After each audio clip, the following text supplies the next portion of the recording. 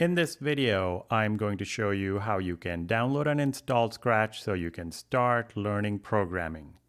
If you go to the Scratch website, which is scratch.mit.edu, you'll see this big button here which says Start Creating, and you can click on it, which opens up the Scratch editor, and you can start programming here and do everything that Scratch can do. But instead of doing this, I recommend that you download and install Scratch. Now to do that, on the same page, you scroll all the way to the bottom and find the download link. If you download and install Scratch, the advantage is that you do not need a fast or working internet connection to use Scratch. So you can have these things installed on computers for kids or in places where there is slow internet or no internet, and you can continue to program. Now, once you're on the download page, you can just follow the download instructions for your operating system. I'm using a Mac, and if you're using a Mac, you click on this direct download link, which downloads the file to your computer.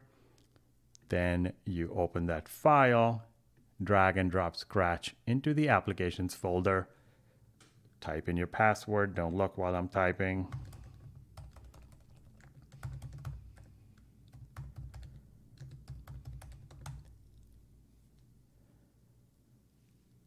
Wait for it to copy the application over, and you will have Scratch installed on your computer.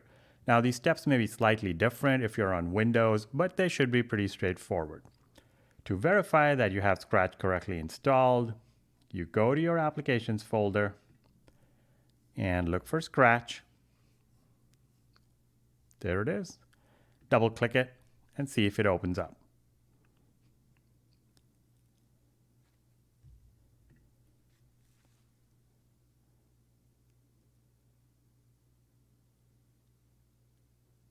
And here we have the Scratch editor opening.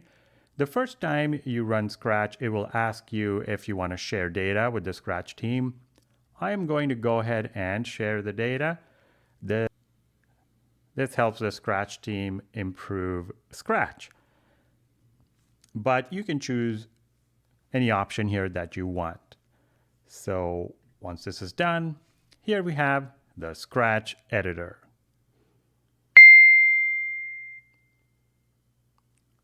Next, you're going to want to just explore and look at different parts of the Scratch editor.